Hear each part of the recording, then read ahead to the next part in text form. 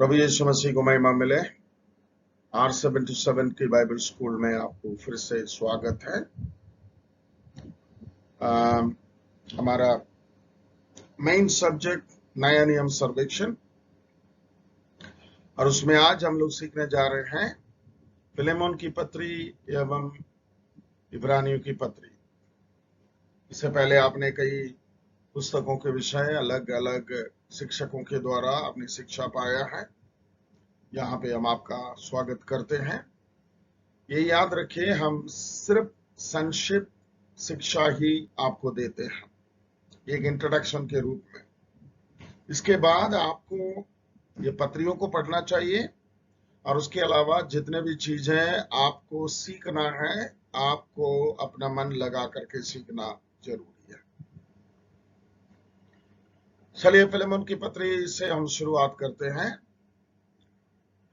इस फिलेमोन की पत्री की विशिष्टताएं जो है, शायद रोम से पौलुस द्वारा लिखित हिमायत की एक निजी पत्र है।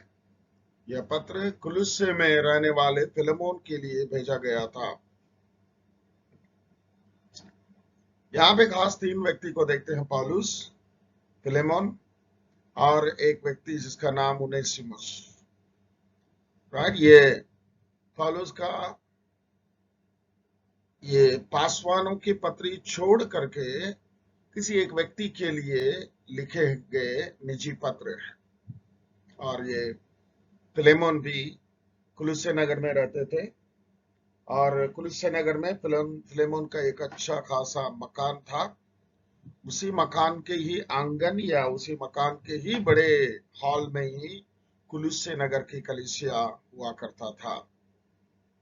राइट, सो कुलुस्से नगर के कलीसिया के लिए एक महान सहायक रहा फिलेमोन। ओके, यहाँ पे 2 पॉइंट और आप देखते हैं फिलेमोन के विषय में तथ्य, उनेसिमुस की कहानी। फिलेमोन के बारे में, जाहिर तौर पर फिलेमोन कुलुस्से नगर की कलीसिया का एक सदस्य था, और उसके ही घर में आराधनाएं चल रही थी। दूसरे आयत के अनुसार वो परोपकारी था, 5, 6, 7। और पौलुस की विनती किए थे कि उनके लिए एक रहने का स्थान तैयार किया जाए, 22वें आयत के अनुसार। इससे जाहिर है कि वह एक धनी व्यक्ति था। संभावना है कि पौलुस की मुलाकात इफिसुस में हुई थी, जो कुलुस्से के से ज्यादा दूर में नहीं थी, क्योंकि तब तक पौलुस कुलुस्से नहीं गए थे। कुलुस्से दूसरे अध्याय पहले आयत के अनुसार। लगता है कि फिलेमोन को पौलुस ने विश्वास में लाया था, 19वें आयत के अनुसार। फिलेमोन को पौलुस ही ने विश्वास में लाया था, ऐसा लग रहा है। ओके, और इसके बारे में और कहेंगे तो वो एक स्लेव ट्रेडर था, यानी कि स्लेव यानी कि गुलामों को खरीद बेचने वाला था, और उसका ही गुलाम था उनेसिमुस। ओके, उनेसिमुस के बारे में देखिए, उनेसिमुस की कहानी। वो फिलेमोन का एक भगोड़ा गुलाम था, या कुछ गलत करके लूटपाट करके वो चला गया था। उसने अपने मालिक को लूट लिया और रोम को भाग गया। वहां वह पौलुस के प्रभाव में आए और प्रभु को ग्रहण कर विश्वासी बना, 10वें आयत के अनुसार। वो मसीह का एक समर्पित चेला बना, कुलुस्सी 4 का 9। पौलुस उसे अपना सहायता के लिए रोम में ही रखना चाहा, परंतु फिलेमोन का सहमति के बिना यह करना उचित नहीं समझा। ये 13 और 14 पद के अनुसार हम देखते हैं। अपने मालिक के पास उसको भेजना पौलुस अपना कर्तव्य समझा, इसलिए प्रेरित पौलुस यह सुंदर मध्यस्थता पत्र लिखते हैं कि फिलेमोन उनेसिमुस को क्षमा करें और उस पर दया दिखाए। ये दोनों व्यक्तियों की कहानी को सुनते हुए किसी एक व्यक्ति ने ऐसा पूछा, क्या पौलुस परमेश्वर के दास बनने के बाद भी या ये गुलाम की प्रथा का विरोध तो नहीं करते हैं? या मालिक का सलाह क्यों नहीं देते हैं कि गुलाम रखना नहीं चाहिए, क्योंकि वो भी परमेश्वर का सृष्टि है, परमेश्वर के स्वरूप और समानता में सृष्टि की गई है। लेकिन पौलुस यहाँ पे एक बात प्रकट करते हैं, उनेसिमुस लुटेरा था, भगोड़ा था, मालिक को धोखा दिया था, उसके बाद भी वो मन फिराने के बाद फिलेमोन को हिदायत देते हैं, इसको दोबारा गुलाम के रूप में नहीं परंतु अपने एक भाई के समान ग्रहण करना। राइट, गुलाम के रूप में नहीं, अपने एक भाई के समान ग्रहण करना। इसका मतलब यहां सही शिक्षा देते हैं कि परमेश्वर प्रभु यीशु मसीह को पाने के बाद यहाँ ऊंचा नीचा नहीं है, परंतु परमेश्वर ने जहां जहां हमें रखा है ऊंचे और नीचे पद में, कौन से हद में हमें रखा है उसी में बने रहकर परमेश्वर की मर्जी को पूरा करना हमारा भी कर्तव्य है।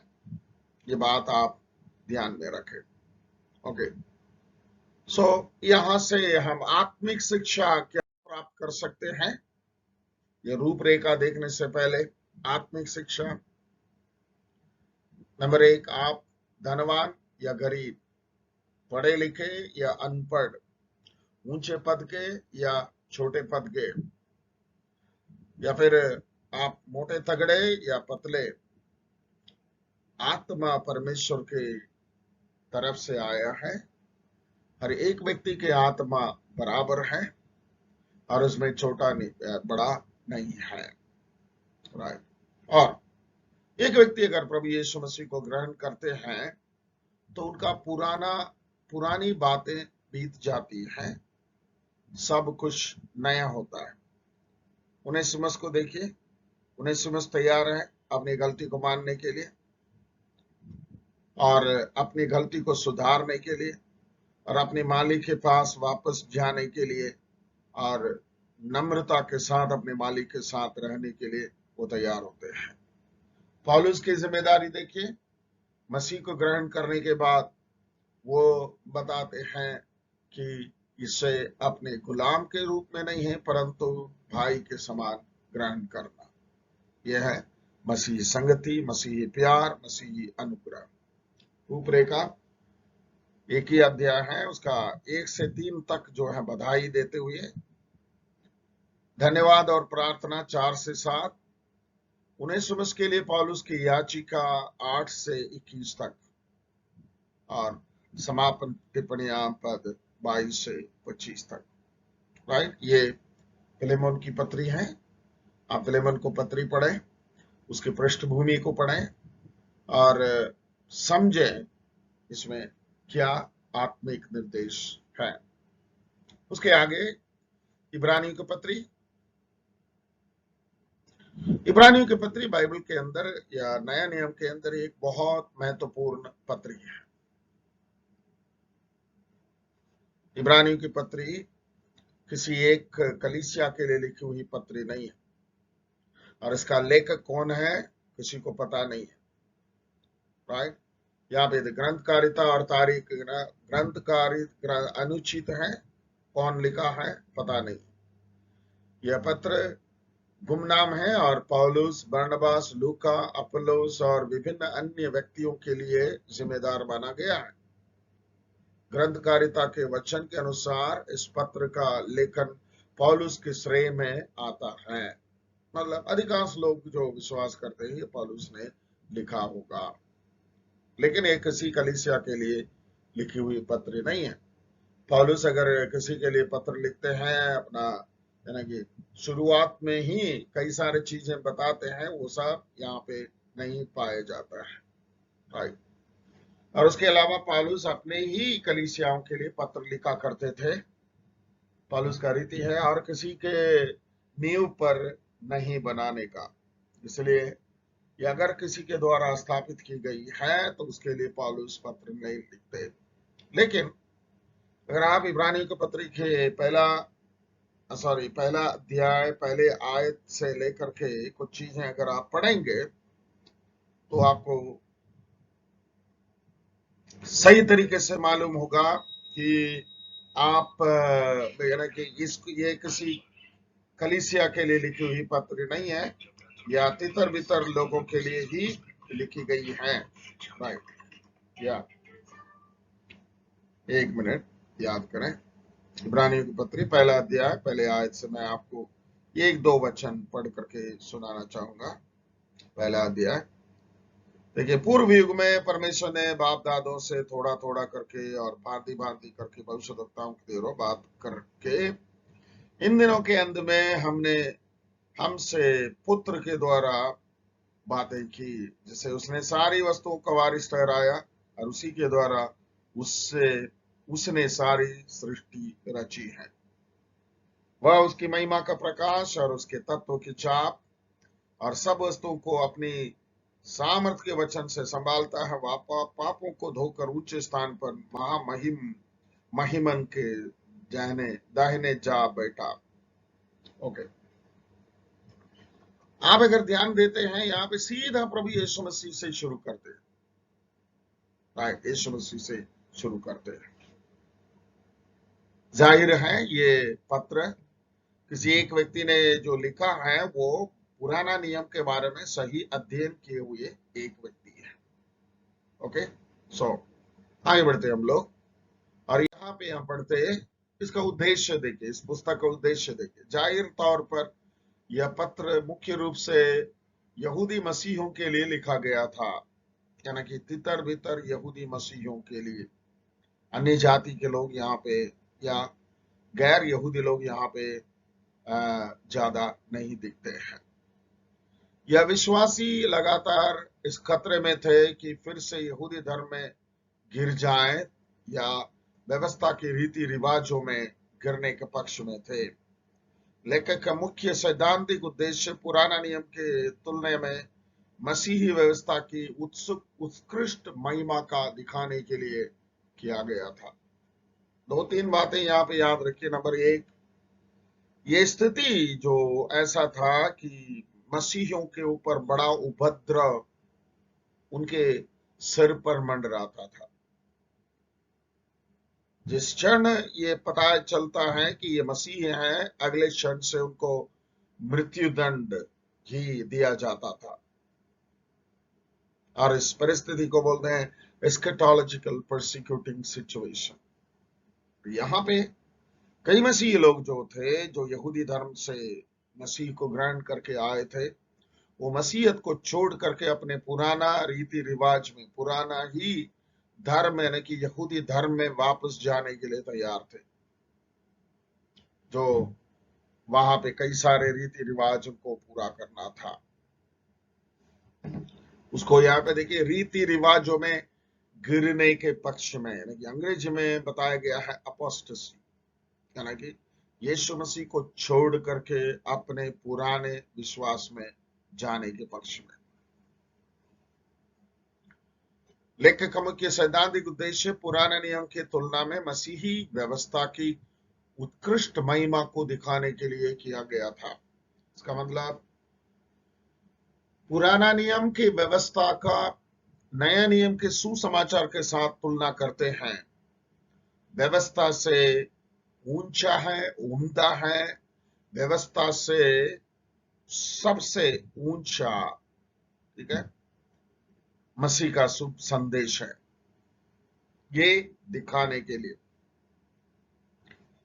प्रभु यीशु मसीह स्वर्गदूत से ऊंचा, मूसा और आरोन से ऊंचा, नबियों से ऊंचा, या पुराना नियम के आराधना सिस्टम से भी ऊंचा है, ये बताते हुए वो इस पत्री में शिक्षा देते हैं।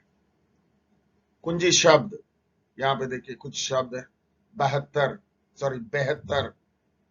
बेहतर इस शब्द का पालन करते हुए पाठक विचारों को मुख्य विषय खोज करते हैं। राइट, मतलब किन किन चीजों से बेहतर है।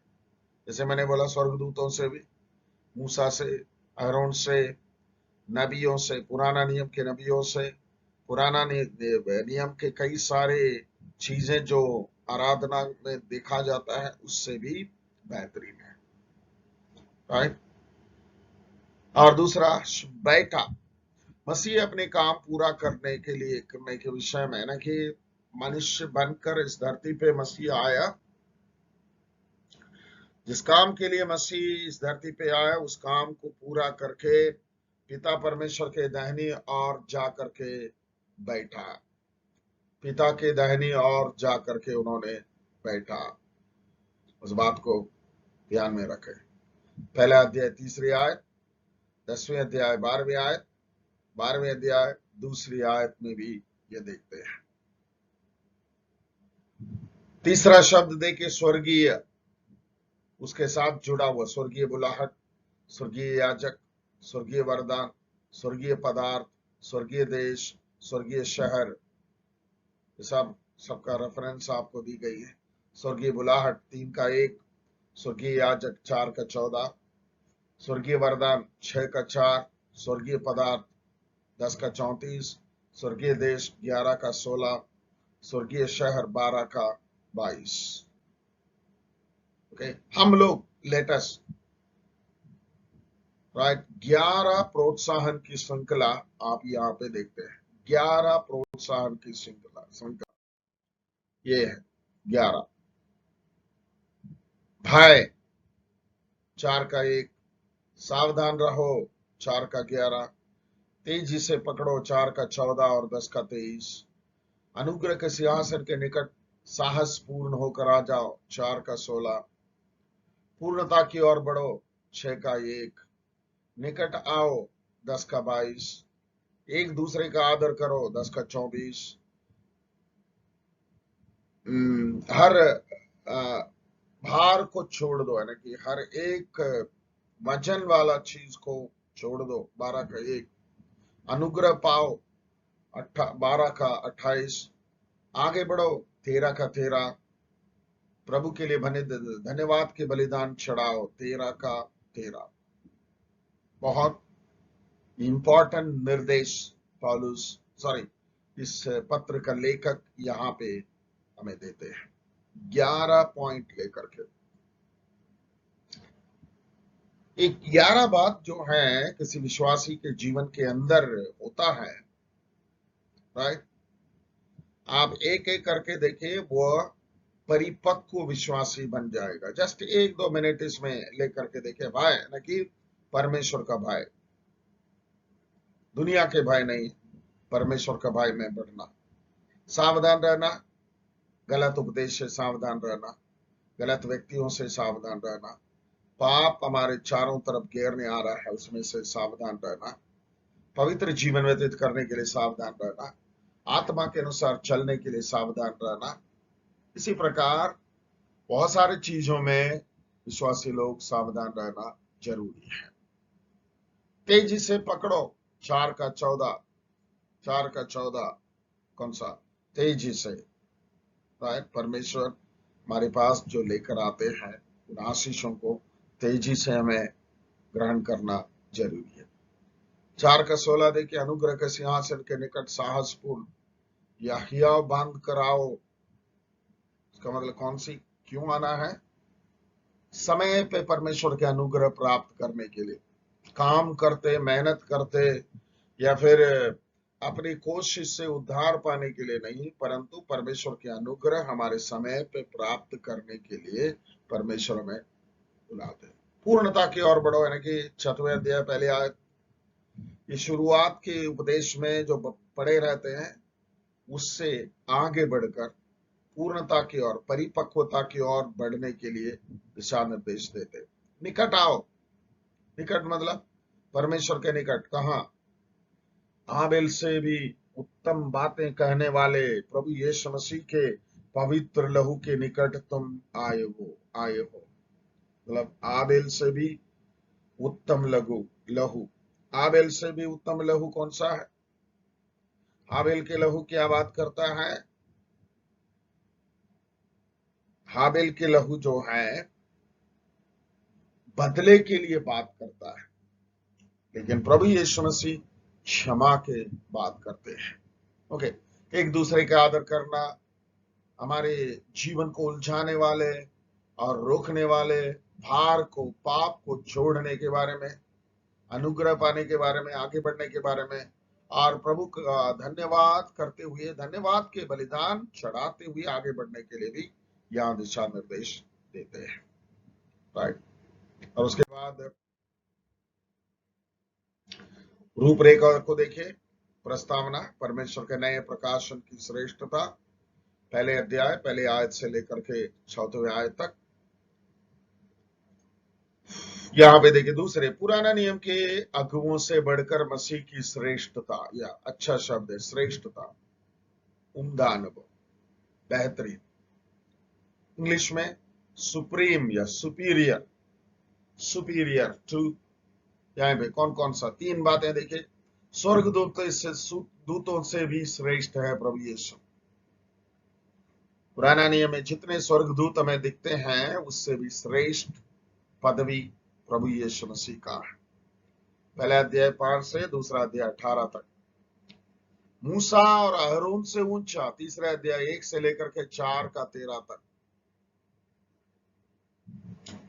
40 दिन तक परमेश्वर के पहाड़ पर बैठकर प्रभु परमेश्वर से मुहामुह देखते हुए, बात करते हुए, आमने सामने देखते हुए बात कर परमेश्वर की व्यवस्था को पाकर के इस्राएलियों के पास ले आने वाले मूसा से भी श्रेष्ठ हैं प्रभु यीशु।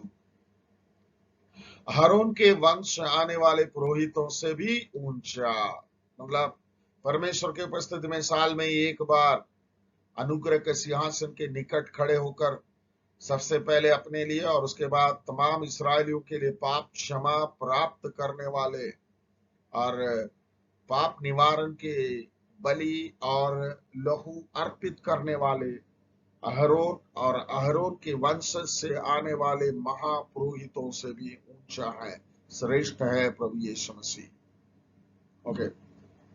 तीसरे पॉइंट, हमारे ऊंचे प्रधान याजक के ऊंचे बलिदान 4 है यहाँ पे देखिए। एक, 72 वाचा 8वें अध्याय में, बेटर कवेनेंट। पुराना नियम में परमेश्वर ने लोगों से एक वाचा बांधा, वाचा के तहत परमेश्वर ने काम भी किया, लेकिन यहाँ पे जो हम लोगों के साथ उसने जो वाचा बांधा है वो 72 वाचा है। और एक 72 अभ्यारण्य, 9वें अध्याय उसका 1 से 12 तक। 72 अभ्यारण्य, 9वें अध्याय। नंबर 3, एक 72 बलिदान, 9, 13 से लेकर के 10 का 18 तक। 72 बलिदान इसलिए बताई गई है, पुराना नियम में डे ऑफ अटोनमेंट, ये पाप निवारण में साल में एक बार वो परमेश्वर की उपस्थिति में जाया करता था, लेकिन प्रभु यीशु मसीह अपने बलिदान के लहू लेकर के, इंग्लिश में को बोलते हैं वंस एंड फॉर ऑल, एक ही बार उसे खत्म किया। लास्ट में विभिन्न प्रकार के उपदेश, 10वें अध्याय उसके 9 से लेकर के 39 तक वो देते, विभिन्न प्रकार का उपदेश। ओके। चौथी पॉइंट, विश्वासी को जारी रखने के लिए, या सॉरी विश्वास को जारी रखने के लिए अंतिम दलील, 11 से लेकर के 12 अध्याय के लास्ट तक। 4 बातें यहाँ पे। विगत विश्वास के नायकों के उदाहरण, 11वें अध्याय पूरा पूरा, या विश्वास के नायक, हीरोज ऑफ फेथ, और उनके उदाहरण हमारे सामने रखी गई। राइट। और 12वें अध्याय उसके पहले आयत में वो ये बताएंगे, इतने सारे बादल के समान हमारे लिए इतने सारे गवाहियां हैं, इसलिए उलझाने वाले पाप और रोकने वाले वस्तुओं को छोड़ करके, उससे दूर करके प्रभु यीशु की ओर देखते हुए दौड़ो। राइट। विश्वास जारी रखने के लिए प्रोत्साहन, 12वें अध्याय 1 से लेकर के 11। तीसरी पॉइंट, विश्वास जारी रखने के लिए उपदेश, 12वें अध्याय उसका 12 से लेकर के 17। चौथी पॉइंट, विश्वास जारी रखने के लिए प्रेरणा, इंस्पिरेशन। राइट, इंस्पिरेशन, 12वें अध्याय 18 से लेकर के 29 तक। यहां पे देखिए, विश्वास जारी रखने के लिए प्रोत्साहन, उपदेश और प्रेरणा। प्रोत्साहन, उपदेश और प्रेरणा, ये तीनों इसी अध्याय में वो देते हैं, 12वें अध्याय में। ओके, 13वें अध्याय में से फिर सिर्फ समापन टिप्पणियां, उसमें ये कहते हैं यीशु मसीह कल, आज और युगानुयुग एक सा है। इस यीशु मसीह को छोड़ करके अपने मन मर्जी से जिए ना, प्रभु यीशु मसीह के अनुग्रह में जिए, परमेश्वर आशीषित रखेगा। सो ये फिलेमोन और इब्रानियों के पत्री का थोड़ा बहुत जानकारी आपको मिली है। इसके बाद आपको अपना स्टडी करना है, आपको अपना स्टडी करना है। प्रभु आपको आशीषित रखें। इसके बाद आपको एग्जाम होगा, उसमें भी अच्छा करने के लिए परमेश्वर आपको आपके साथ रहे। धन्य हो, फिर मिलेंगे।